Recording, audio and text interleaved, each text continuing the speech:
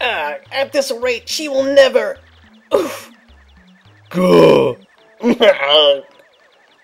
Well, last episode we beat the Shadow Sirens. Everyone, welcome back to Water Park Rangers, a Let's Play Paper Mario and the Thousand-Year Door. Because we have these badges, I figured I'd show you, since we're heading into the final stretch right here, the badges that we're going to use for that last stretch. If you want to pause and see what my setup is, feel free to go back and do that. Either way, we've got right here what's probably going to be not the final bosses, because we have a bit more of the dungeon to do. As you remember, last episode we opened up all that that underground section that was concealed beneath those 5 really weird hallways that led up to Gloomtail. But since we beat the Riddle Tower and did the Star Key puzzle, we can just get in there right now. Also, I've noticed that if you examine those bodies of the knocked out Shadow Sirens and Dupless, everyone in your party has a different comment about them.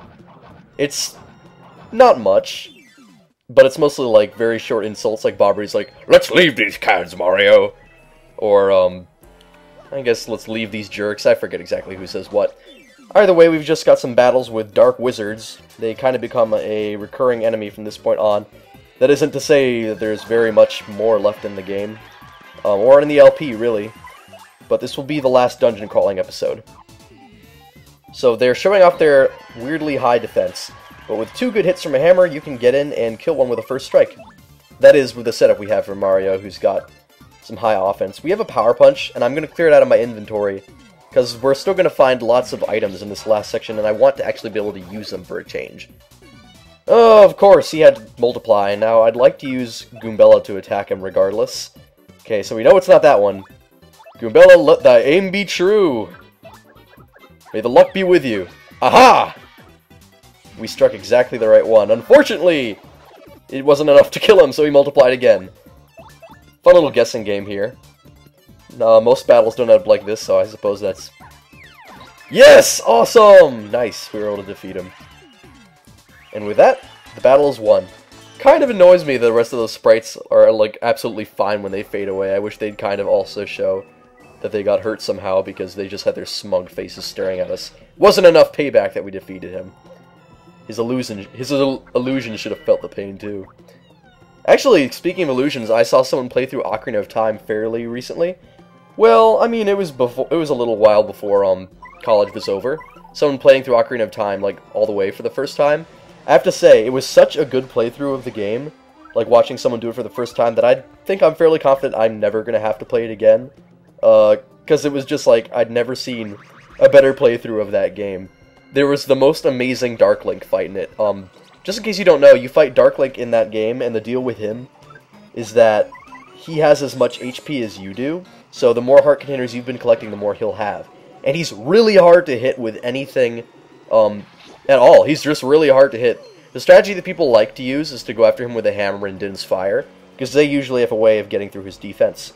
But this guy just went at him with a sword and beat him, and it was so close. And it was just the greatest fight I've seen in Ocarina of Time. So basically, the bottom line for this last part of the dungeon is that they're going to want you, surprise, surprise, to use virtually every party member and Mario-specific ability, like the Super Boots or whatever, the Super Jumps, the Spinning Hammer to break stuff. Actually, now that I think about it, maybe they don't have that. But there's going to be a lot of puzzle elements you've already experienced before coming into play here. It's just kind of like... I've seen this on TV tropes. There's something called a final exam boss. The Titan Dweevil from Pikmin 2 falls under this category, where it's just something that makes you use like almost all the abilities that you've encountered in the game at previous points, just again for the final boss. This is kind of like a final exam hallway, or hallway system rather. It's going to make you use most of the abilities you found, but I kind of doubt they're going to actually make us use Vivian's shadow hiding thing. That just doesn't normally come into play in puzzles very often. It's very specific and forced when it does. No, don't get me wrong, I usually think it's cool, and I almost wish there were more instances when it appeared, but you can always see it coming. Which is kind of funny, because usually everything that involves that specific ability is totally invisible. So I suppose you could say you see it coming by the lack of what's there. That almost sounds kind of zen, but it's really not. So we see that there's something up that way, but that's not the way to advance there. I have to admit, I'm not entirely familiar with the solution to these puzzles, but If you watch the visuals, you'll see me solve them, so just stay focused and eventually you'll see us get to the answer to these puzzles. Oh, that playthrough of Ocarina of Time also had one of the best fights against Ganon I'd ever seen. Mainly because I'd never seen, like, so many items used in that battle. Also, we're not going to use the Repel Cape, I'd rather use the Power Punch. But yeah, he was using a ton of different items against Ganon. I didn't even know that you could use Deku Nuts to hurt his tail. It was amazing, because he ran out of light arrows and, like, magic to fight him with light arrows, and normally, I mean, it's pretty generic and expected to use light arrows against Ganon, but once you don't have them, you have to resort to more interesting means of attack, and it made for a really cool, intense final battle, because all these different items were being used, which is, honestly, I've mentioned this before, the biggest problem with Twilight Princess. The more that you use items in creative ways in a Zelda game, the better they tend to be. And I think that can be said for just about any game, really, not just Zelda. It seems like there's a lot of ways of solving this puzzle, all of which I'm not doing very well. We should simply be able to do it by Yoshiing from right here. Yep, just as I thought. But of course using Bobbery and raising the red platform from below would also work. So it's up to you. There's lots of ways to hit that switch and get through. It's almost kind of random how they have these giant colorful blocks in what is otherwise a very uniformed... Like, they've got all the set pieces... Like these bars that you grab on, for example, they're not, like, flamboyantly colored. They look like something that would appear in the Palace of Shadow. It's those little things that kind of irritate me and make me feel like those are almost beta items. Like, they could have used more Palace of Shadow-looking blocks for this place. Minor complaints in what's otherwise a really great game. These are just little aesthetic details. Game Design 101, I suppose. Maybe 102, considering that's a really specific complaint. We have a, forget what these things are called. I'll see if I can see what the Great Gonzalez sees when he looks at their HP, or when he targets them, what those enemies are called. I think they're called Spirit Embers? Phantom Embers? Something like that. Anyway, using another Power Punch. I really like the Power Punch item, if you couldn't tell, just because more attack power. Phantom Ember. Awesome. This should help us... Oh, it didn't kill them all. Oh, great. Oh, well. Now I have to put up with damage from every single one. I've noticed that we have full star power too, so perhaps I should use that. Almost feels like it would be a shame to use star power though, considering how weak all of them are. At this point, now that they've lost a lot of their HP. Offensively, they're not too weak, because they're able to do all that damage. Sweet Feast doesn't seem like a bad idea, considering how low Mario's HP is getting. If you haven't noticed, I do like calling him the Great Gonzalez. That's just kind of my name for him. I've probably been over that before. With how long this LP has taken me to do, I'm not surprised that the same subjects have cropped up time and time again within it. Honestly, I'm glad that it's finally coming to a close. Due to college, like, I never expected to get so sidetracked for doing this, but now I'm pretty sure this game has taken longer than Wind Waker to complete. I think that by the time it's over, it'll have taken roughly a year, maybe even a little bit more, with everything that it took, all these episodes. Oh well. Anyway, I'm fairly certain that it will end this summer. That's what I'm fairly certain. Maybe even sooner than that. Yeah, maybe even sooner than that, even though summer's already begun. Huh.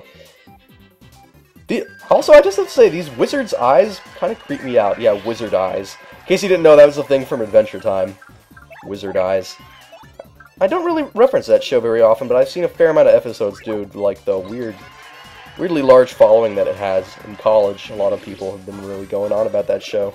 I think everyone just likes the trippy aspects of it. Personally, I'm not a big fan of the overall character design. But the one thing I will compliment it on is that the title cards look really cool stylistically, for sure. And also the story's better than you'd think. You have to watch very specific episodes for it, but whenever it does crop up, it's really creative and cool. Anyway, Shooting Star. That's why I want to keep the last inventory spot like as open as possible, because we're always going to get like another item that we can use in battle. And Shooting Star, that's another good one. Multi-hitting. I'm all up for that. The more damage, the better. I'm all about the damage in this game. That's how I play. Alright, how should we take care... Yes, Bobbery! He's an excellent choice, because he'll explode down there, hit the switch, trigger the platform, and we get across before... Aw, crap. Right into the Chain Chomp. That was devilish enemy placement. We were feeling so proud for having solved that puzzle, but bam! We were struck by a really quick foe. The Chain Chomps are no laughing matter. They're pretty unpleasant foes. Good time to bust out the Shooting Star, considering it goes right through defense. So that'll make our lives that much easier. And one more normal attack should be enough to defeat the Chain Chomp, I'm pretty sure. After that, all you gotta do is put up with the Phantom Member. Yeah, I'm not exactly sure how much HP they have, but if I had to take a guess, it's 8 or 9. 8 or 9 for the Chain Chomp and a little bit more for the Phantom Members. But the reason the Chain Chomps take longer to kill is, of course, because of their higher defense. There we go. Goody nice. And now here we have a not too subtle hint as to what to do next. 7 stars, and 1, 3, 4, and 6 are filled in on the wall. So remember that. 1346. Very good year, almost as old as I am. Oh my god. It's locked, we can't open it. We still need keys at this point. Alright, we gotta search for a key. Funny little story, actually. There was a place once I stayed, went on vacation in Italy, and man was it awesome. Like, that was so cool. It's really great to travel to places, learn about the world.